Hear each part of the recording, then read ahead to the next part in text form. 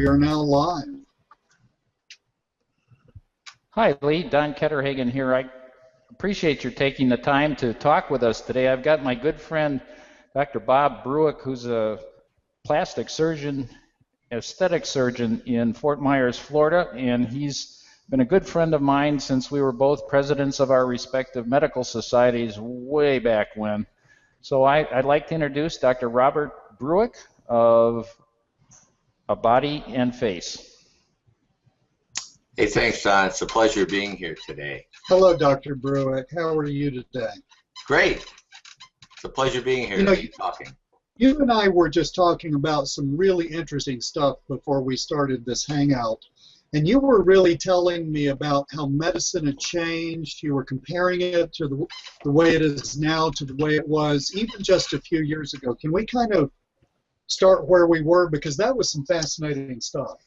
Well, it is not the same today as it was 10, 15 years ago. And for example, when I look at medicine today, there are so many things that are infringing on my practice, many of which I have no control over.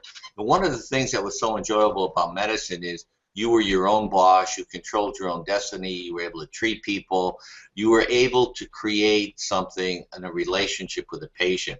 For example, I recently was with my best friend who's an ophthalmologist in Chicago, and we went to medical school together.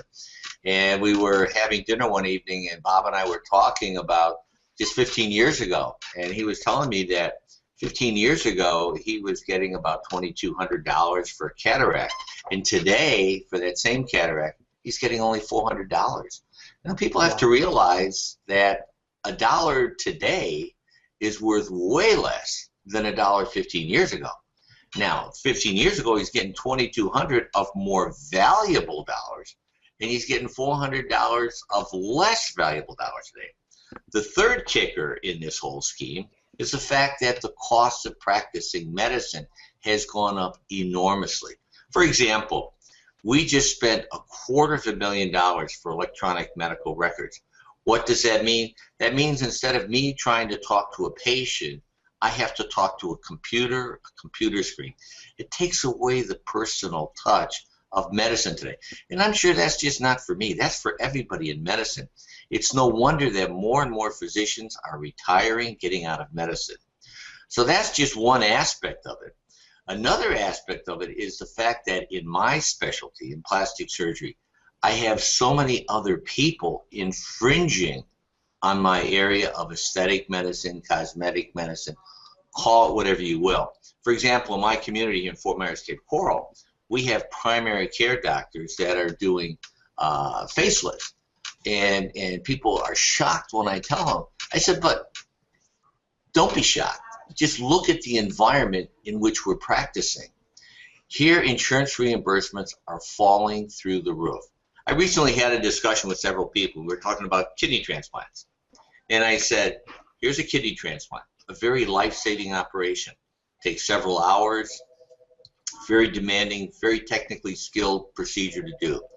And I asked 8 people who were non-medical, and I said, what do you think that surgeon gets paid for the evaluation, the actual operation, and for the post-op care, the follow-up for 3 months or so?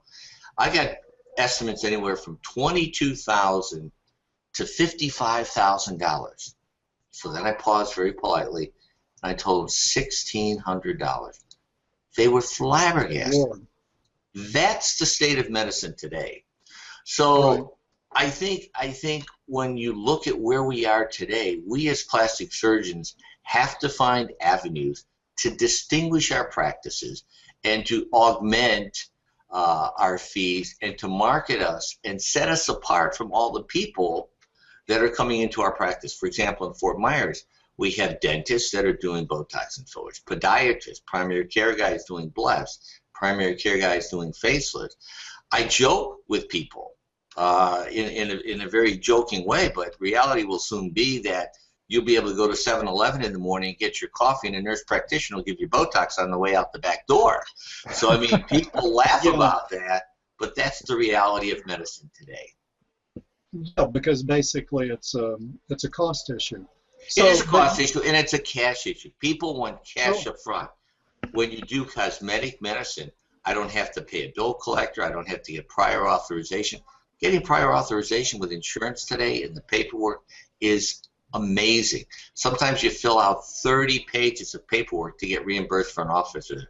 It's unconscionable. Right. But you said another thing because, you know, it's kind of like, well, if that's the status of medicine, then why not just go ahead and retire and just not worry about it? But you said something really interesting. You said, Lee, a lot of people who are already in medicine are stuck. Can you talk about that? Yeah, I think a lot of people in my market, and I'm sure my market kind of parallels many other markets, is a lot of these people that were retired when the recession hit lost a lot of their wealth, and as a result, they're not in a position to retire. They may have lost a lot of wealth in terms of real estate, stocks, bonds, whatever. So it was once a secure nest egg, no longer is a secure nest egg. So people have been forced to come back out of retirement to supplement their income. So it's been a very difficult situation for a lot of people, and it wasn't of their choosing. It was certainly a result of the economy. Now, by people, we're talking about people in the medical profession, correct? Yes, we're talking about people. I know in our community there were a lot of guys that were retired for 3, 4, 5, 10 years. All of a sudden you see a little notice in the paper, Dr. So-and-so is pleased to announce the reopening of his practice. Or they'll join an existing practice and work 2 or 3 days a week to supplement the paltry amount of income that they have coming in. So it's been a difficult economic environment, to say the least.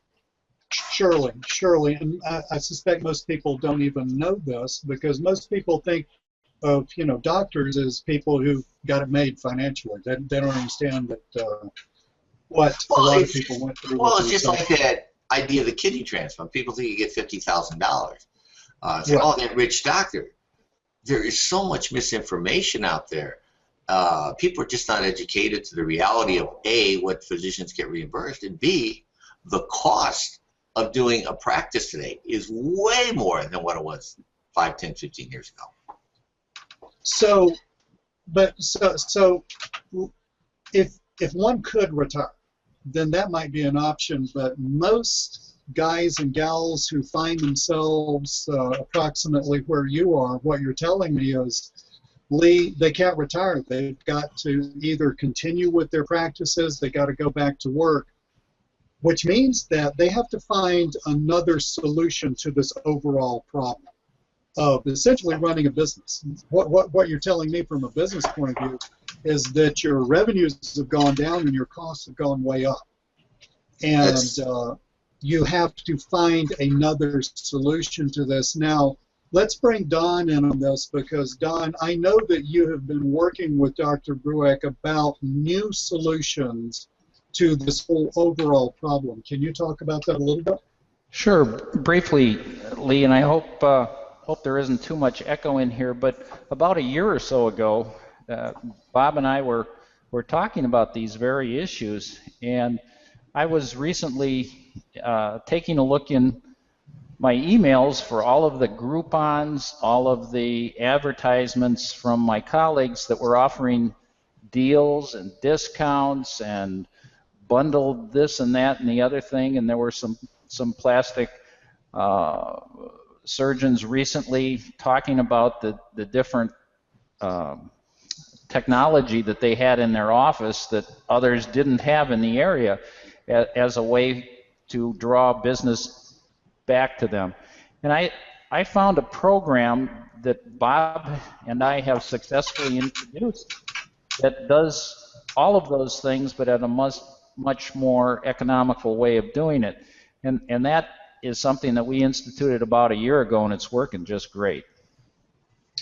Right. It answers a lot of the issues that Dr. Brueck is talking about. It answers the issues. It answers the marketing issues of getting new people in the door. It answers the issues of getting them in the door at a reduced cost. And quite frankly, it answers the issue. It answers the underlying wealth issue. Dr. Brueck, can you talk a little bit about how this program has impacted your business over the past year or so, just in general? Well, one of the things that I like about the program is that it's not a cash cow. In other words, I'm not spending $15,000-$20,000 a month in advertising. I found in the past that, I had TV ads, newspaper ads, this ad, that ad, and I mean, it doesn't take a lot for your advertising costs to get out of line.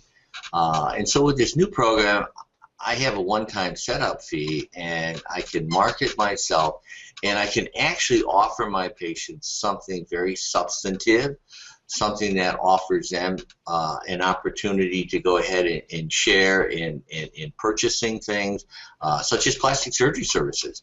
And it's been a wonderful thing. It's been well received by patients, and it's not something that's cost prohibitive for people to become a part of, and certainly not for a business such as myself to become a part of.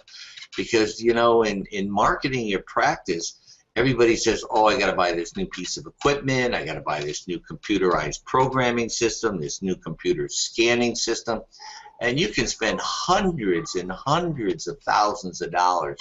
And that certainly isn't the case with this program. So it's been very effective for me, and I appreciate the fact that it's not an ongoing cash drain on my practice. Surely. So it's been able to answer a lot of the issues that we're talking about, creating more wealth, dealing with essentially the expenses. Essentially what you're looking at is the marketing part of your budget, dealing with that.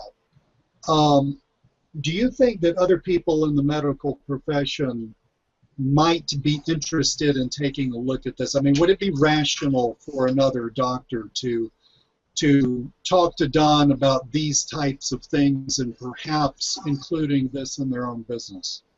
Well, I think it certainly would. I mean, I think somebody would be remiss not to do that. Because if there is something that you can do to set your practice apart from the guy down the street, and the guy down the street may not even be a plastic surgeon. He might be a gynecologist doing spot treatments and Botox and fillers, might be a podiatrist doing the same. If there's something that you can do to set your practice apart, to create, and I think this is really important, to create value for your patients, wow, value above and beyond the procedures that you're going to do. It's a win-win. It's a win-win for you. It's a win-win for them. It's a win-win for everybody. So if there's something, a program like this, that creates that value for both parties, why not? So yeah, I would say definitely, talk to Don and get more information. Makes total sense. Well, Dr. Brueck and Dr. Ketterhagen, I certainly appreciate your time. I think this is extremely timely and valuable information. So thank you so much, gentlemen. Thank you, Lee. All right, Lee. Thank you very much. Take care now. Bye-bye.